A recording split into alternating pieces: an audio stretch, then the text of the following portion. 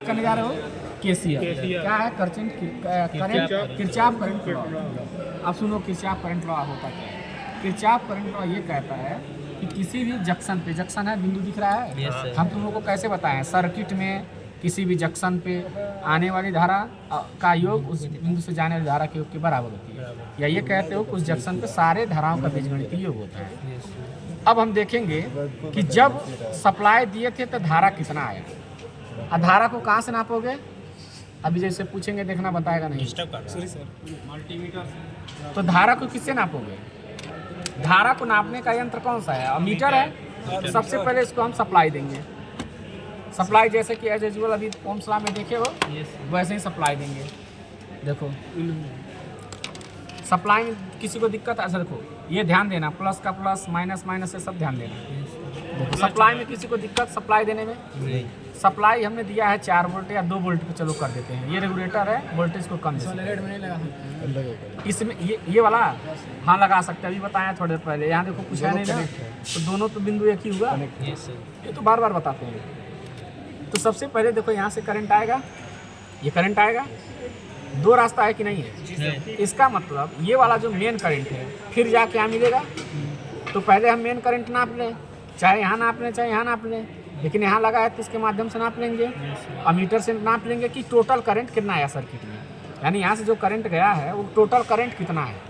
अगर total current हम निकाल लें और फिर इसमें करंट A1 में A2 में, अमीटर 1 अमीटर 2 जाओ, हाँ ठीक है।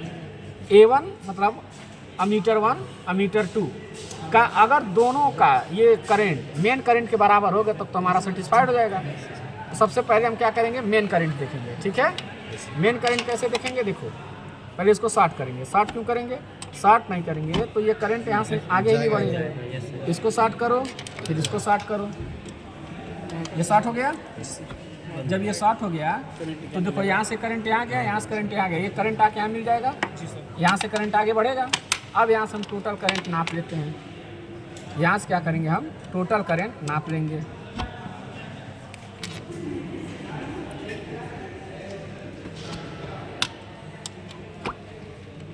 चलो रीडिंग किस पे ले रहे हो, कॉपी लाओ। ये रहा टोटल करंट, 2 वोल्ट पे कितना आया total current, 5 milli ampere, 10 milli ampere. Note करो ये टोटल करंट कहाँ है तुम्हारी, वो जो रीडिंग देना है कोई लिखा है साइड में, जब एम्पियर आई आया है। अब आई यहाँ तक तो आया है, या यहाँ देखा जाए टोटल करंट हुआ। तुमको लाना क्या है, अभी इसको समझा देंगे ऐसे ही, कोई दिक्कत नहीं।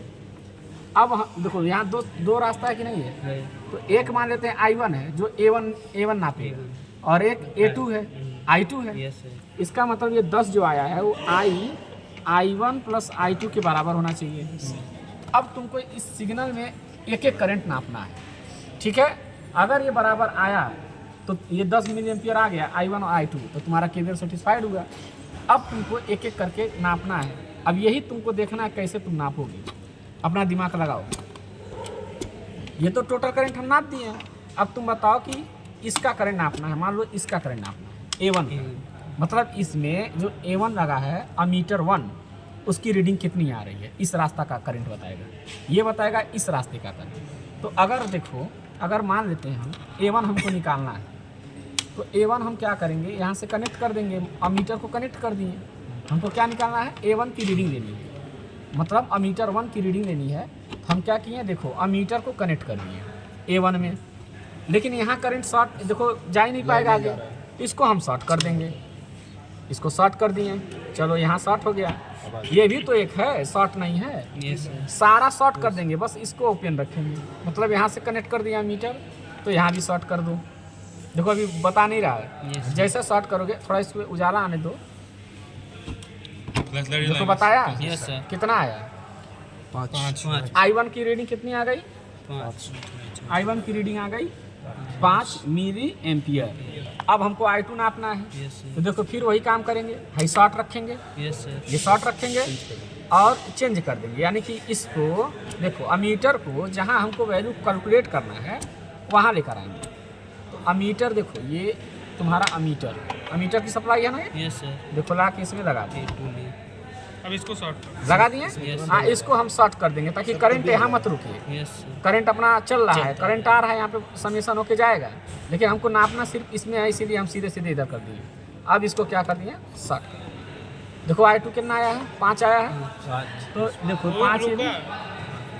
5 मिली एम्पियर, 5 मिली एम्पियर, यानी आई मेन करंट था 10 और I1 प्लस I2 आया 10, तो आया कि नहीं आया? यही तो KVL कहता है। KVL पहले ये कहता है कि अलजेब्रिक सम कर दो, KCL अलजेब्रिक सम अब 0 कर दो, या उस बिंदु पे आने वाली करंट उस बिंदु से जाने वाली धाराओं के योग के बराबर हुआ कि नहीं बराबर? यही तुम लोग को कई दिन से पढ़ा रहा है। ठीक है, हो गया ये कंप्लीट।